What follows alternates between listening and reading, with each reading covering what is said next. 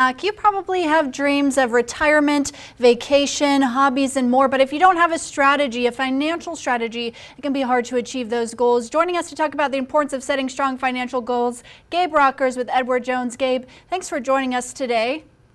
And thank you guys for having me and allowing me to sponsor this segment. Absolutely. So I'm wondering, Gabe, how do we get started setting these financial goals?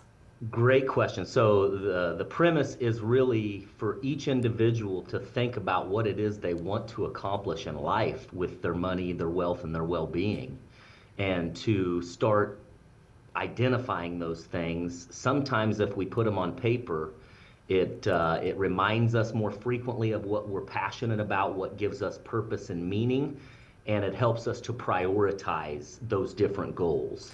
And so that's kind of the thesis is whether you're an individual doing it on your own or you're coming to see a financial planner, an advisor like myself, we're going to want to identify those things that you prioritize, the things that give you purpose and meaning, and prioritize those in case we can't accomplish all of those needs, wants, and wishes. So we've prioritized our needs and wants. What about when it comes to digging a little deeper and setting the short and the long-term financial goals? You bet. So you touched on needs and wants. If people can identify what their needs are, their must-haves, and then their kind of their wish list, their wants, then they can go through and establish short-term and long-term goals tied to those very needs and wants. For example, retiring comfortably is traditionally a need for most of us, but it's a longer-term time frame for many. And so if you start establishing those long-term goals in terms of what amount you're going to need, when you're going to need it, and you track that, this is very important that you track these things along that progression of time so you can potentially compromise on goals if needed, and you can hold yourself accountable to how you're tracking and working to meet those goals and those things that you prioritize. So we're looking at creating those short and long-term goals, and you mentioned we need to be willing to compromise and make sure we're holding ourselves accountable and staying on track.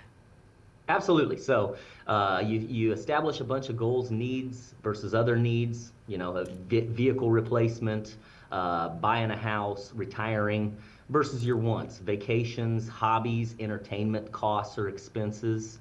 And sometimes to get to some of those needs, I may have to compromise a little bit on my wants, or I may have to compromise on the time frame to get to that need.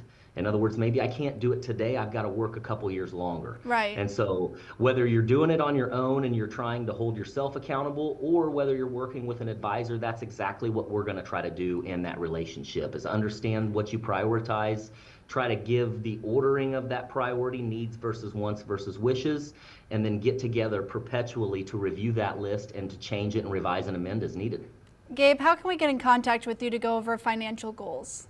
So anybody can look me up on the internet and give us a call. We're also located on the South Belt Highway down near the Tractor Supply and the Walmart. Feel free to walk in. We'll gather a little bit of information and try to find a time where we can really understand those goals. Excellent. Gabe Rockers with Edward Jones. Gabe, thanks again for joining us with these tips. Thank you guys again for having me. Have a great week. Of course, you too. And stay with us. We'll be right back after a break.